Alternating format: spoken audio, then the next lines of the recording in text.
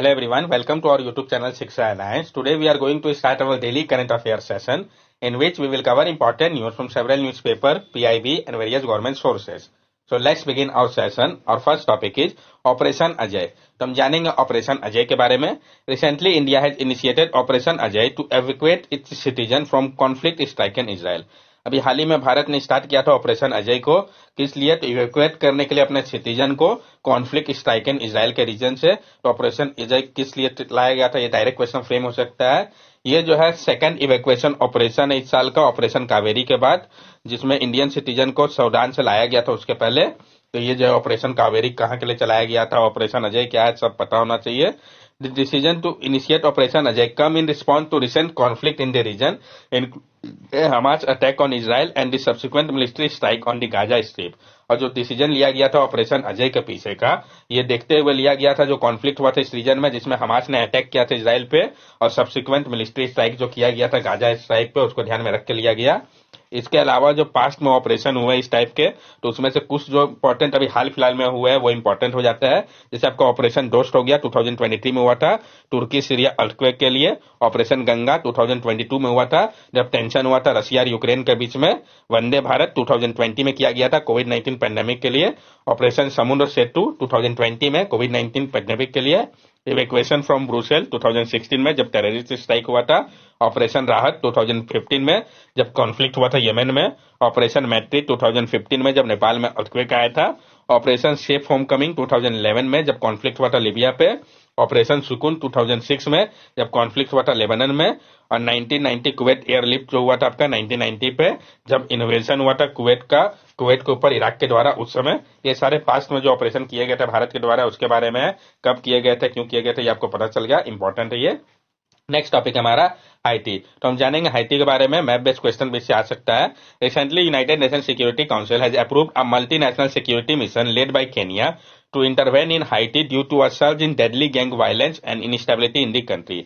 अभी हाल ही में United nation security council UNSC ने अप्रूव कर दिया है मल्टी नेशनल सिक्योरिटी मिशन को, जिसको लेड किया जा रहा है केनिया के द्वारा, ताकि इंटरवेन किया जा सके हाइटी के ऊपर जो सर्ज देखा गया है डेडली गैंग वायलेंस का और इंस्टेबिलिटी का कंट्री में. इस कारण मकसद इसके पीछे का क्या है? This intervention aims to restore security, protect critical infrastructure and control escalating violence in Haiti. ये जो इंटरवेंशन है इसका मकसद है कि रिस्टोर किया जाए सिक्योरिटी को, प्रोटेक्ट किया जाए क्रिटिकल इंफ्रास्ट्रक्चर को और कंट्रोल किया जाए एस्केलेटिंग वायलेंस को हाइटी पे. Haiti is a Caribbean country that shares the island of Hispaniola with the Dominican Republic to its east. It is still recovering from a 2010 earthquake and has been grappling with armed group taking control of large part of the country. जो आपका high tea है ये आपका Caribbean country है जो कि share करता है जो आइलैंड है आपका हिस्पैनोला का डेमोक्रेटिक रिपब्लिक टू ईस्ट के साथ. ये जो है अभी भी रिकवर कर रहा है 2010 के अर्थक्वेक से, और जो ग्रैपलिंग आर्म्ड ग्रुप है वो कंट्रोल कर रहा है ज्यादातर पार्ट को इस कंट्री का. यहाँ पे आप इसके लोकेशन को देख सकते हैं. हाइटी के मैप बेस्ड क्वेश्चन पूछा जा सकता है, तो आपको पता होना चाहिए कौन कौन से कंट्री जो है वो उसको बॉर्डर करते हुए इसके आसपास है. नेक्स्ट टॉपिक हमारा नेचुरल रबर. तो हम जानेंगे नेचुरल रबर के बारे में. पहले भी इस टॉपिक को हम लोगों ने कंसीडर कर रखा है. Recently the annual rubber conference of the association of natural rubber production country took place in Guwahati. तो कहां पे हुआ, डायरेक्ट क्वेश्चन बन सकता है. तो अभी हाल ही में जो एनुअल रबर कॉन्फ्रेंस था association of national rubber producing country ANRPC का, ये आपका गुवाहाटी पर हुआ. Issue faced in rubber industry. क्या इश्यू का सामना करना पड़ रहा है रबर इंडस्ट्री में? Mechanization in rubber plantation, sustainable agriculture practices, supply chain strengthening and value addition for rubber wood to ensure the sustainability of rubber farming. Mechanization की बात की गई है रबर प्लांटेशन का, sustainable agriculture practices, supply chain strengthening, value addition for rubber wood, ताकि ensure किया जा सके सस्टेनेबिलिटी को रबर फार्मिंग के लिए. The conference also discussed the Inroad project with aims to expand rubber cultivation in northeastern state with support of the Automotive Tire Manufacturer Association and explore the potential for carbon crediting. और जो conference था उसमें discuss किया गया इनरोड project के बारे में भी, जिसका मकसद था एक्सपेंड करना रबर के कल्टीवेशन को नॉर्थ ईस्टर्न स्टेट में भी, ताकि सपोर्ट किया जा सके ऑटोमोटिव टायर मैन्युफैक्चरिंग एसोसिएशन को और एक्सप्लोर किया जा सके जो पोटेंशियल है कार्बन क्रेडिटिंग का. एएनआरपीसी जो है ये इंटर गवर्नमेंटल ऑर्गेनाइजेशन है. ये कंप्राइज करता है 13 मेंबर कंट्री को. तो ये जो 13 मेंबर कंट्री है ये इंपॉर्टेंट हो जाता है, इसका नाम आपको मेमोराइज होने चाहिए. तो कंट्री कौन कौन से है? India, Bangladesh, Cambodia, China, Indonesia, Malaysia, Myanmar, Papua New Guinea, Philippines, Singapore, Sri Lanka, Thailand और Vietnam. Organisation was establish in 1970 to promote collaboration among natural rubber producing nation. और ये जो ऑर्गेनाइजेशन था इसको एस्टैब्लिश किया गया था 1970 के समय पे, ताकि प्रमोट किया जा सके कोलैबोरेशन को नेचुरल रबर प्रोड्यूसिंग नेशन के बीच में। अब हम देखेंगे इससे रिलेटेड सारे फैक्ट को रबर से related. Natural rubber is a polymer of isoprene, an organic compound and obtained from the latex of a number of tropical trees, of which para rubber tree Havinia brasiliensis is the most important. जो natural rubber है आपका, ये polymer है आपका isoprene का, जो कि एक ऑर्गेनिक कंपाउंड है जिसको ऑब्टेन किया जाता है लेटेक्स से, जो नंबर है ट्रॉपिकल ट्रीज का, जिसमें कि पैरा रबर ट्री हेविया ब्रासिलिएंसिस जो है वो सबसे इंपॉर्टेंट है। अगर हम रबर प्लांट की एज की बात करें तो 32 ईयर्स होता है उनके प्लांटेशन को मैच्योर होने पे। सॉइल किस टाइप का चाहिए, तो वेल ड्रेन्ड और वेल वेदर सॉइल चाहिए, जैसे कि लेटराइट टाइप सॉइल हो गया, एलुवियल हो गया, सेडिमेंट्री टाइप हो गया। प्रेसिपिटेशन एंड टेम्परेचर की अगर हम बात करें तो एक इवनली डिस्ट्रीब्यूटेड रेनफॉल होना चाहिए, कम से कम 100 रेनी डेज साल में, और टेम्परेचर जो है वो 20 डिग्री से 34 डिग्री सेल्सियस का होना चाहिए। कंडीशन की अगर हम बात करें तो जो ह्यूमिडिटी अराउंड 80%, 2000 आवर सनशाइन का, और एब्सेंस होना चाहिए स्ट्रॉन्ग विंड का। यूजेस की अगर हम बात करें तो नेचुरल रबर को प्रीफर किया जाता है सिंथेटिक रबर के ऊपर, क्योंकि इसका जो टेंसाइल स्ट्रेंथ होता है वो काफी अधिक होता है, वाइब्रेशनल डैम्पनिंग प्रॉपर्टी और साथ साथ टियर रेजिस्टेंस भी अधिक होता है। वर्ल्ड के जो मेजर प्रोड्यूसर है कौन कौन से हैं रबर के, तो ये आपको पता होना चाहिए। तो थाईलैंड, इंडोनेशिया, मलेशिया। भारत की अगर हम बात करें तो केरला में 75% अधिक प्रोड्यूस होता है, then Tamil Nadu, then Karnataka. India जो है वो 5वां लार्जेस्ट प्रोड्यूसर है और सेकंड लार्जेस्ट कंज्यूमर है नेचुरल रबर का। इंडिया जो है करेंटली पूरा करता है अपने 40% रिक्वायरमेंट को इंपोर्ट के माध्यम से। रबर रिसर्च इंस्टीट्यूट जो है वो रबर बोर्ड के अंतर्गत आता है। रबर बोर्ड ऑफ इंडिया को स्टैब्लिश किया गया था 1955 में, जिसका हेडक्वार्टर जो है कोटायम केरला पे है। ये जो बोर्ड है ministry of commerce and industry के अंतर्गत आता है। ये रिस्पॉन्सिबल है डेवलपमेंट के लिए रबर इंडस्ट्री का भारत में। नेक्स्ट टॉपिक हमारा mesolithic rock art find at two Hyderabad history. जो मेसोलिथिक रॉक आर्ट को खोजा गया है वो हैदराबाद के हिस्ट्री में एडिशन कर रहा है फर्दर, तो जानेंगे इसके बारे में हम। A significant archaeological discovery was made in Makinrevela Forest Creek Peak near Hyderabad. एक सिग्निफिकेंट आर्कियोलॉजिकल डिस्कवरी को किया गया है मैनकिरवेला फॉरेस्ट क्रीक पार्क में हैदराबाद के पास। Ancient rock painting that appear to date back to Mesolithic period. जो एंशियंट रॉक पेंटिंग जो कि वहां पे पाया गया वो आपका मेसोलिथिक पीरियड का है। The painting which are in red pigment depict 3 tortoise, a fish and geometric motif. ये जो पेंटिंग है जो कि रेड पिगमेंट में तैयार किया गया है, ये दर्शा रहा है 3 टॉर्टोइज को, एक फिश को और एक ज्योमेट्रिक मोटिव को। The painting are approximately 6,000 to 12,000 year old, placing them within the Mesolithic era, which span from 10,000 to 4,000 BC। और ये जो पेंटिंग है वो अप्रोक्सीमेटली 6,000 से 12,000 ईयर पुराना है, जो कि लाता है मेसोलिथिक एरा को एक साथ। ये जो है आपका 10,000 से 4,000 BC के समय को दर्शा रहा है। The site is well preserved due to its cover nature, and there are plans to create a protective fence and a clear path for visitor to view the art with ensuring its conservation। ये जो site है इसको अच्छे तरीके से preserve किया गया है और कवर नेचर के कारण इसका, और प्लान किया जा रहा है कि क्रिएट किया जाए एक प्रोटेक्टिव फेंस को, ताकि एक क्लियर पाथ हो विजिटर के लिए, ताकि वो देख सके इस आर्ट को और इंश्योर किया जा सके इसके कंजर्वेशन को भी। प्री हिस्टोरिक रॉक पेंटिंग के बारे में हम जान लें। The term prehistory refers to the distant past when there was no paper or language, and hence painting and drawing were the oldest art form practiced by human beings to express themselves using the cave wall as their canvas। जो term pre history है वो refer करता है distance past के समय को, जिस समय कोई भी पेपर या लैंग्वेज नहीं था। इस कारण पेंटिंग या ड्राइंग जो था ये ओल्डेस्ट आर्ट फॉर्म था जिसको प्रैक्टिस किया जाता था ह्यूमन बींग्स के द्वारा एक्सप्रेस करने के लिए खुद को उपयोग करके केव के वॉल को कैनवास के रूप में। The first discovery of rock painting was made in India in 1867-68 by an archaeologist Archibald Carelli, 12 years before the discovery of Altamira in Spain। और जो पहला डिस्कवरी था रॉक पेंटिंग का, इसको भारत में किया गया था 1867-68 के समय पे। जो आर्कियोलॉजिस्ट थे आपके आर्किबोल्ड कैरेल के द्वारा, ये 12 ईयर बिफोर हुआ था जो डिस्कवरी हुआ था अल्टामेरिया का स्पेन में, उसके पहले ही 12 साल पहले ही खोजा गया था इसको। अब हम जानेंगे जो अपर पैलियोलिथिक, मेसोलिथिक और मेसोलिथिक रॉक पेंटिंग है, पेंटिंग प्रोमिनेंट लोकेशन और थीम क्या था उसके बारे में।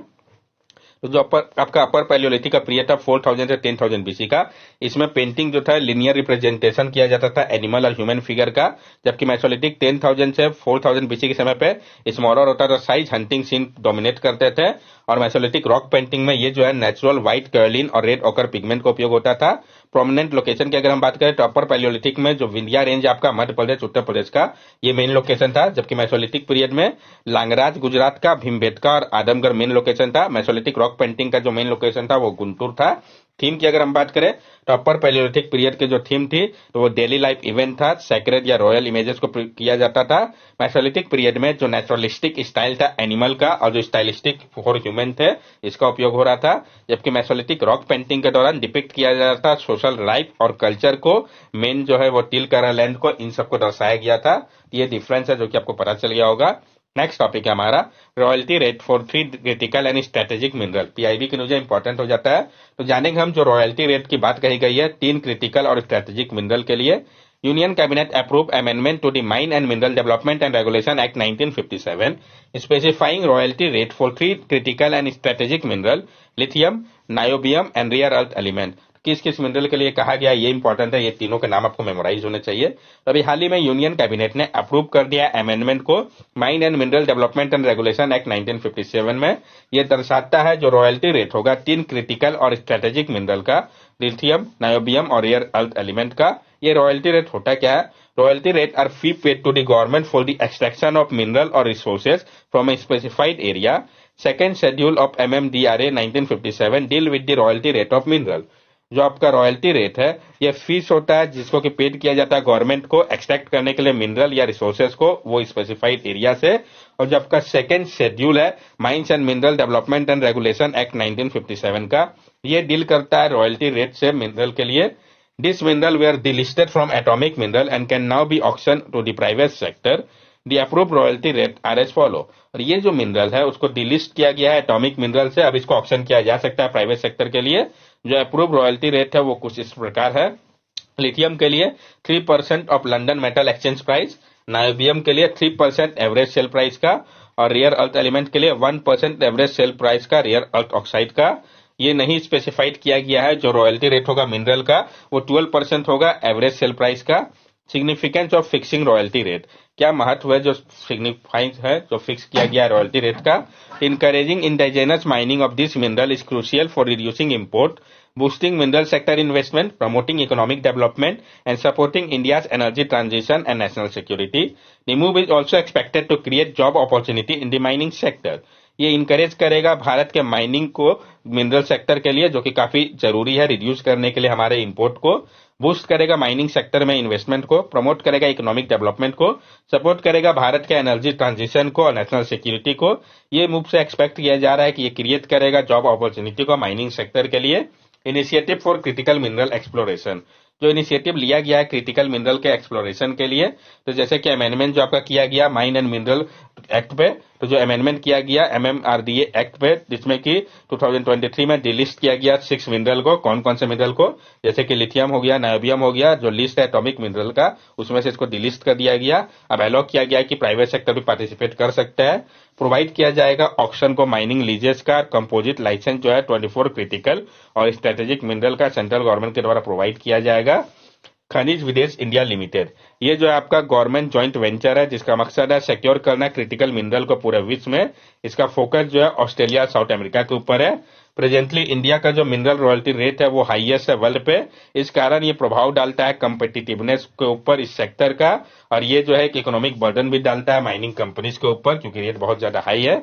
अब हम कुछ फैक्ट इससे रिलेटेड जानेंगे जो मिनरल से रिलेटेड अभी जिसको ऊपर रॉयल्टी रेट लगाया गया है। लिथियम, तो ये आपका अल्कली मेटल है जिसका उपयोग किया जाता है रिचार्जेबल बैटरी को बनाने में, जैसे कि मोबाइल, लैपटॉप, इलेक्ट्रिक व्हीकल और मेडिकल डिवाइसेज जैसे कि पेसमेकर बनाने में इसका उपयोग होता है। कॉमन यूज की अगर हम बात करें तो रिचार्जेबल बैटरी, एनर्जी स्टोरेज के रूप में इसका उपयोग होता है।